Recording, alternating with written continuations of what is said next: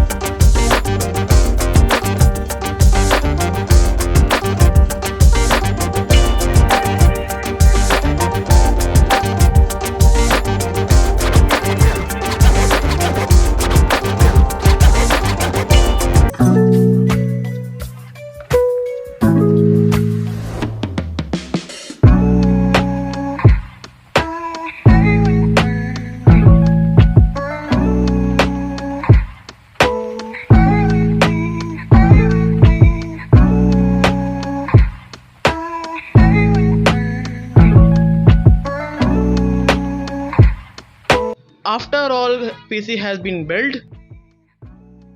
काफ़ी चीज़ों लगाने के बाद और अब ये देखते हैं कि कैसा लगता है। अब देखते हैं इसका लुक। तो ये हमारी पन्नी उतर रही है, आप देख सकते हैं कितना अच्छा लगा, शाइनी शाइनी सा और काफ़ी प्रीमियम लुक आ रहा है। तो इसकी पन्नी आफ्टर ऑल उतर चुकी है और आखिरी पन्नी भी हम उतार ही देते हैं, ये उतर गई।